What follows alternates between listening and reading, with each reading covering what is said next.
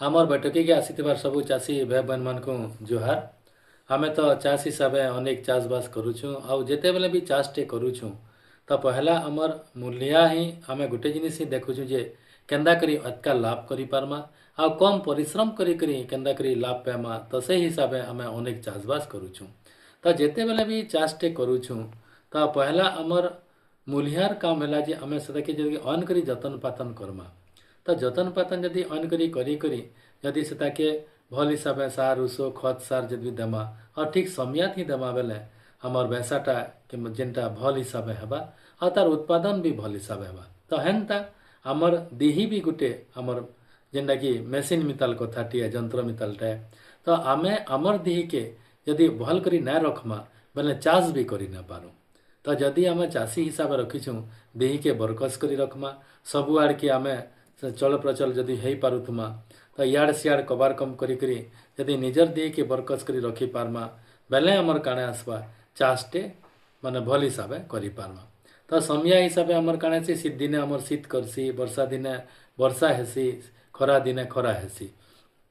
तो ये जेन ऋतु जेन परिवर्तन होचे और ये ऋतु परिवर्तन हैला भितर जदि आमे निजके खाप खोई न पारमा बेले आमर काणे से चाषी भाई बहन मन को बनिया लोक ज्वर तो बेसी केते बेले से ठंडा धरसी तो केते बेले ज्वर हेसी केते बेले खरा ती झौ मारसी। तो ये जेन ऋतु परिवर्तन होचे तो ये ऋतु परिवर्तन लगी आमे माने जेन आमर निजर दिही के केंदा करी ठीक हिसाब रखी पारमा आ सुस्थ और सबल हिसाब आमे निजर दिही के गढ़ी पारमा सेथिर लगी पहला आमर जोग रो आवश्यकता अच्छे। तो ये जेन निजर स्वास्थ्य लगी जोगर केन आवश्यकता अच्छे से बाबद रे आमर बैठकी के कहबार लई आसीछन विजय कुमार साहू आज्ञा जड़े जोग प्रशिक्षक से आसीछन तांको चलन पचरामा जे आमर ये चाषी भाई बहन मानकर लगे जोगर केन केन आवश्यकता अच्छे आमर शरीर लगे जोगर केन आवश्यकता अच्छे आपन को बैठकी के स्वागत जनाऊँ जुहार। तो पहला आमर गोटे कथा कहूँ जे ई जेन जोग कथा जेन पड़ी तो ये जोग बेले आमे काଣା बुझबा जोग माने जुड़बाटे आत्मा से परमात्मार मिलन ही जोग है। आ योगा ज्ञान अनुष्ठान सुदीक्षे ज्ञान दीप्ति अविवेक ख्याते योग अनुष्ठान द्वारा आमर ज्ञान उदय ही आसी अशुद्धि क्षय ही आसी आमर भितर जेते भी रोग आसुचे कम बयस बहुत प्रकार रोग आसुचे छोट समय सुगर होचे लोकंकर घरे घरे ब्लड प्रेशर लगी रही बहुत लोकर आंठू दर्द अंटा दर्द होचे एछिन समय जदि आमे जोग नहीं कला दिने ना दिने रोगी हिमा तो आमे रोग व्याधि जदि मुक्ति पावर अच्छे किछि समय इ स्वास्थ्य लगी निजर शरीर लगी देवार अच्छे तो निश्चित भाव आमे स्वस्थ रही पार्मा निरोग रही पार्मा। इटा तो बढ़िया कथाटे कहले जे जोग बेले काଣା बुझमा बेले तो आमर चाषी भाई बहन मान को भी आमे जिनटा आज्ञा जिनटा कहले तो निरोग रहबार लगी ही जोग करमा। तो आमर देही पान के आमर काଣା आसबा जे एते बेले रोगटे होउचे तो से रोग केंदा करी नहीं हेबा से रोग रो कारण काणे और से रोगटा केंदा करी जोग मध्य से छाड़बा और जोग कले केनता आमर देही के नहीं आसबा तो सेटा तो आज्ञा कहबे। तो ये जेन जोग जेन अच्छे जोग जेन आमे कहूँ तो यहाँ केते प्रकार है सेटा टिके कहूँ। जोग 8 प्रकार अच्छे 8 प्रकार प्राणायाम अच्छे जेनटा कि भस्त्रिका कपालभाति अनुलोम विलोम आ गोटे बाह्य प्राणायाम अच्छे आ गोटे भ्रमरी उद्गीत प्रणव भ्रमरीटा से सब प्राणायाम विषय मुझे किसी बते दूचे। भस्त्रिकाटा जिते बेले आम लंबा श्वास ना लंबा श्वास के छाणवा देखो लंबा नेले श्वास लंबा श्वास के चले जिते लंबा श्वास ने तानु अधिका लंबा श्वास के छाड़े इतरे काଣା हवा देखो आमे समस्त चाषी भाई मान को यहाँ कहूँ जे आमे समस्ते काम करछुं बहुत परिश्रम करछुं किंतु आमे जेते भी परिश्रम करछुं जदि प्राणायाम बेले काଣା प्राणायाम रो अर्थ भी बुझबार जरूरी है। प्राणायाम होचे तस्मिन् सति श्वास प्रश्वास योगति विच्छेद प्राणायाम श्वास प्रश्वास रो गति के नियंत्रण करवाटे ही प्राणायाम वायु रो संतुलित व्यवहार वायु सब ग्रहण करछुं किंतु विधि पूर्वक आमे ग्रहण नहीं करबार जेन कारण आमे रोगी होछुं। तो जदि आमे विधि पूर्वक वायु के ग्रहण करमा रोगर उपचार हेबा तो आमे जेते लंबा श्वास नौछुं आमर छाती फुलिक रोचे निजे अनुभव करूँ श्वास लंबा नेला छाती फुलिक रहा छाती रे फुसफुस अच्छे समस्ते जानीछुं फुसफुस रे बहुत छोट छोट छिद्र गुड़ाक अच्छे जेन छिद्र माध्यम रे ऑक्सीजन भल भाव निष्कासित हो आम सबू कोशिकार भल मात्रा मिसी जासी जदि भल भाव श्वास भलना किंतु जदि आम नॉर्मल श्वास नमा आमर फुसफुस ठीक ना रहे आ जिते बेले दूषित वायुमंडल रहा दूषित खान पान रहा आमर जेन छिद्र गुड़ाक अच्छे फुसफुस रे ब्लॉक हो जासी जेन कारण श्वास जनित रोग आसी थर थर ठंडा आसी खासी आसी एलर्जी आसी ये सब समस्या गुड़ाक होचे किंतु जदि आम भस्त्रिका प्राणायाम करमा लंबा श्वास नमा लंबा श्वास की छाड़मा लंबा नेबे लंबा छाड़े इधर आमर फुसफुस मजबूत रहा आमर फुसफुस जदि मजबूत रहा ठीक रहा तेल शरीर प्रति कोशिकार ऑक्सीजन भल मात्रा सप्लाई हो पार आ भल मात्रा जदि ऑक्सीजन मिलला आम बहुत रोगर उपचार कर भस्त्रिका प्राणायाम लाभ यहाँ जे आमको ठंडा खासी सर्दी एलर्जी ना है आ शरीर प्रति कोशिकार भल मात्रा ऑक्सीजन मिल पारबा आमर फुसफुस भल मात्रा भल रहा आज्ञा तो यहाँ तो भल कथाटे कहले जे आम भस्त्रिका प्राणायाम करमा जेन आउ जेन माने जोग माने अच्छे तो से बाबरे टिके कह। 2 नंबर प्राणायाम होचे कपालभाति कपाल माने मस्तिष्क भाती बेले ओज तेज दीप्ति कपालभाति प्राणायाम द्वारा कपालभाति करवार विधिटा बहुत लोग प्राणायाम करुछन विधि के ध्यान नहीं देकर प्राणायाम करुछन आ विधि भूल गले लाभ भी भल नहीं मिले तो लाभ जदि भल पाइबार चाहूँ विधि पूर्व प्राणायाम अभ्यास कर कथा और 4टा वाक्य के सब बेले ध्यान देवे विधि समय निरंतरता और एकाग्रता सहित योग करवार कथा विधि केन विधि रे करवार कथा हमें जानवार जरूरी है केनटा केते समय करवार एटा भी जानवार जरूरी है और निरंतर दिने कर देना छाड़ी देना फल लाभ नहीं मिले और एकाग्रता किछि समय अपन प्राणायाम करूँ किंतु एकाग्रता रहबार कथा एकाग्रता द्वारा आमर शरीर भी स्वस्थ रहा मन भल रहा विचार ठीक रहा और जेन प्राणायाम करमा तार लाभ भलरे मिलवा तो कपालभाति प्राणायाम कपालभाति जिते कर पेट भितर टाणमा गोटे झटका मारिक और श्वास के नाक माध्यम बाहर के छाण देख गोटे सेकेंड गोटे थर गोटे मिनट 60 थर 5 मिनट 300 थर कपालभाति प्राणायाम द्वारा आम चेहरार तेज बढ़ेगा कपालभाति द्वारा केते बाल झड़े बाल झड़बार बंद होगा कपालभाति प्राणायाम कले आम लिभर ठीक रहा किडनी ठीक रहा कपालभाति प्राणायाम कले पेनक्रियाज एक्टिव रहा बहुत लोगों को एबे सुगर व्यापुचे सुगर घरे घरे सुगर होचे तो आमर जदि पेनक्रियाज ठीक अच्छे आमर पेनक्रियाज एक्टिव अच्छे ताले हमको केबे सुगर ही ना पारे से कपालभाति प्राणायाम बहुत आवश्यकता है गोटे सेकेंड गोटे थर इनते गोटे मिनट 60 थर 5 मिनट नुने करी धीरे धीरे 15 मिनट करेंगे 15 मिनट समय देवे निश्चित भाव आप स्वस्थ रहे केबे सुगर ही न पारे और चेहरार सुंदरता भी बढ़ीबा कम बयस जिते बेले बयस बढ़ी चलसी बहुत लोग देखबे 40 वर्ष होगला मात्र वृद्धावस्था आसीगला भाया देखा जास तो आम जदि योग अभ्यास करमा प्राणायाम अभ्यास करमा ताले आमर बयस टिके कमी जीवा जेनता कले कम बयस भाया देखा जीवे आउ कपालभाति प्राणायाम अभ्यास द्वारा ऊर्जा हमको बहुत मिलसी दिन में केते भी परिश्रम करूँ आपन खेत रे केते काम करूँ केते भी परिश्रम कर एते ऊर्जा मिलवा दिन में जहाँ भी परिश्रम करवा हमको थकान अनुभूति ही ना हुए जदि प्राणायाम करवा कपालभाति प्राणायाम आज्ञा तो यहाँ तो कपालभाति कथा कहले हमर तापरे 3 नंबर जेनटा जोग कथा सेटा ठीक कह 3 नंबर प्राणायाम होचे बाह्य प्राणायाम टा होचे इटा 3टा बंध से कराइसी जिते बेले हमें श्वास लंबा नौछूँ आ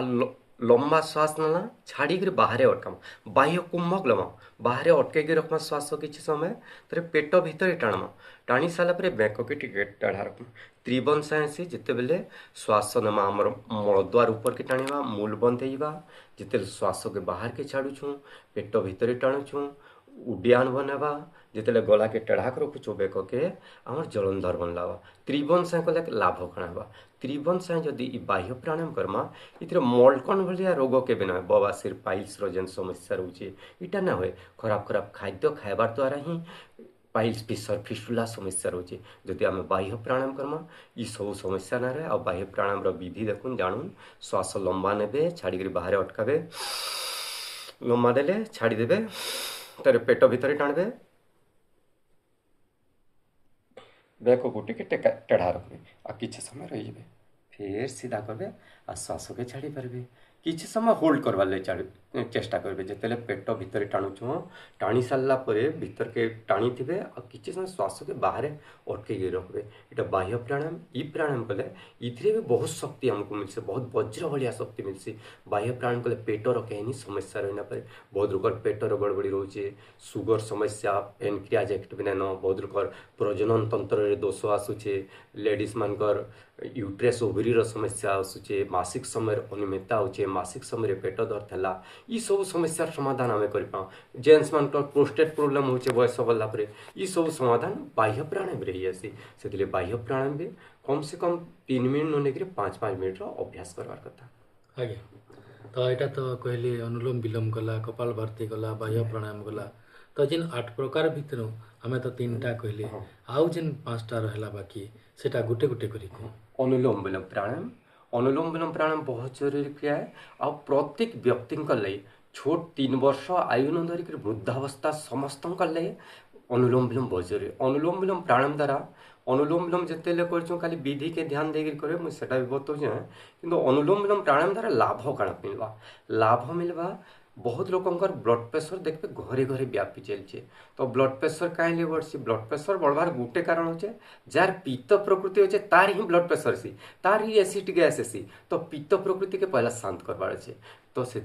अनुलोम विलोम प्राणायाम बहुत महत्वपूर्ण प्राणायाम फिर भी जदि कार ब्लड प्रेशर बहुत बढ़ी जाए अनुलोम विलोम प्राणायाम करवार सागे सागे किसी एक्यूप्रेशर पॉइंट अच्छे जेनटा कि आम अनामिका उंगलीर अग्रभाग के 2 मिनट 3 थर दबार के पड़वा अनामिका उंगलीर अग्रभाग के आउ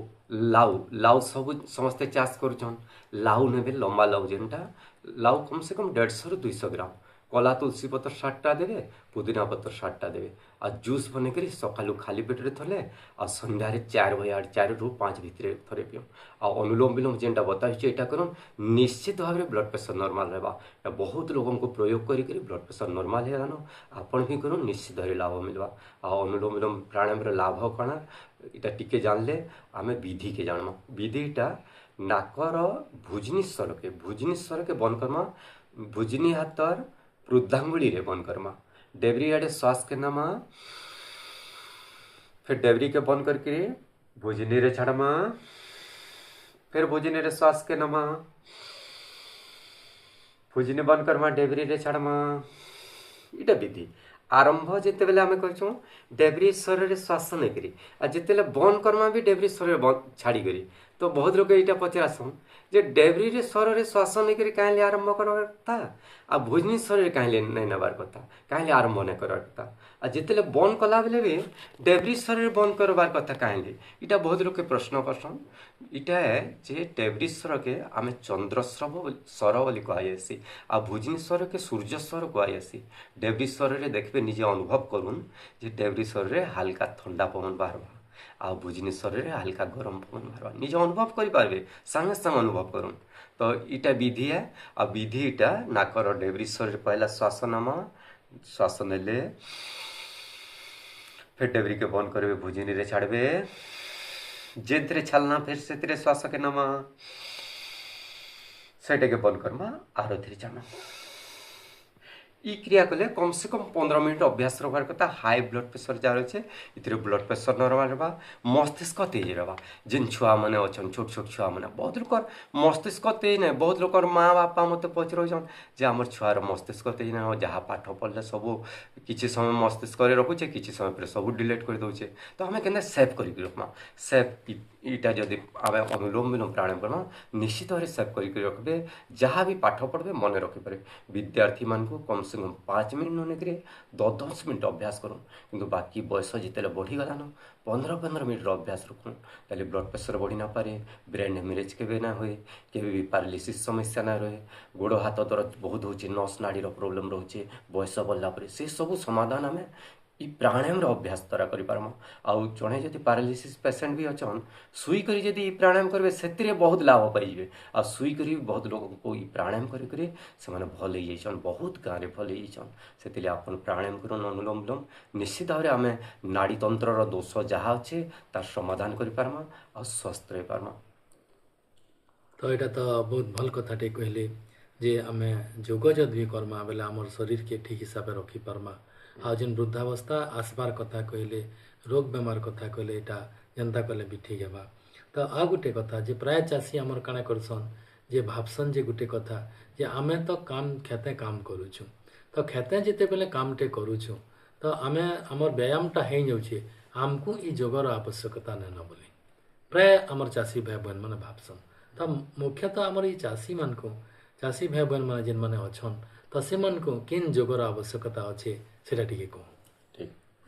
देखो बहुत जेन मैंने बेसी परिश्रम करछन खेत रे बहुत परिश्रम करछन कहीं भी परिश्रम करछन से भाबसन जे एतकी परिश्रम करछन मोर लाग जोग दरकार नहीं किंतु जदि जोग दरकार न तांको ब्लड प्रेशर कहीं होचे सुगर कहीं होचे आंठू दर्द कहीं होचे अंटा दर्द कहीं रोचे गैस एसिड कहीं होचे जदि काम करारे सब मिली जाता आमको ये सब रोगर सामना करबार के नहीं पड़ता। तो आम जदि सबू रोग व्याधि मुक्ति पाइबा चाहूँ किसी समय योग दरकार। तो जेन मैंने हार्ड परिश्रम कर बेसी कठिन परिश्रम कर कठिन क्रिया गुड़ाक नहीं करी किसी प्राणायाम आवश्यकता कम से कम 3टा प्राणायाम बहुत आवश्यकता। 3टा प्राणायाम जेनटा कि पहला बताला भस्त्रिका लंबा श्वास ने छाड़बे। 2 नंबर है कपालभाति प्राणायाम जेनटा कि श्वास के बाहर के छालना। 3 नंबर अनुलोम विलोम जेनटा बताला नाकर लेफ्ट स्वर रे श्वास ना राइट रे छालना फिर राइट स्वर रे श्वास ना लेफ्ट रे छालना। ये 3टा प्राणायाम करबे आ तार संगे किछि समय आसन अभ्यास हुई। देखो बहुत लोकंकर देखबे जिते बयस बढ़ी चलसी अंटा दर्द बहुत लोकंकर हो बहुत लोकंकर अंटा दर्द आ बेसी जेन मैंने परिश्रम कर अंटा दर्द बहुत जल्दी बाहरसी। तो बेसी जेन मैंने परिश्रम कर बहुत आवश्यकता है प्राणायाम तार संगे किछि आसन आसन जेनटा सुईगरी किछि कराइसी शलभासन मर्कटासन भुजंगासन आ किछि अच्छे जेनका अर्ध हलासन अभ्यास एतकी आसन जदि करदेवे निश्चित अंटा दर्द तो मुक्ति पाइबे। आ जदि आंठू दर्द आसला बहुत लोकंकर आंठू दर्द होचे काम करी आंठूर लिक्विड गुड़ाक सुखी जाऊे लिक्विड कहीं सुखुचे तेलिया अंश कहीं सुखुचे जेन कारण ये सब रोग होचे। रोग हेबार केतेटा कारण रोचे देखुन एक रे पहला कारण होचे वंशानुक्रमिक रोग जेनेटिक बेमारी। 2 रे हला आहार जेन आहार आमे न जो जदि भल भाव आहार ना ना आहार के संतुलन ना बहुत प्रकार रोग आसवा से आहार शुद्धता पवित्रता रखबार कथा। आउ गोटे 3 नंबर है लेस ऑक्सीजन सप्लाई शरीर प्रत्येक कोशिका के ऑक्सीजन भलरे नहीं मिलबार जिन कारण रोग बढ़ी चलीचे। तो आम सबू कोशिकार जब ऑक्सीजन भलरे दे पारना प्राणायाम अभ्यास करी आम रोगर उपचार कर पार्मा किंतु जार आंठूर लिक्विड गुड़ाक सुखी जाऊे जॉइंट लिक्विड गुड़ाक सुखी जाऊे तो आम काଣା करमा जे आम लिक्विड गुड़ाक सुखी न पारे आ ठीक रही पार्मा। केते जिनस सब ध्यान देवे जेन मैंने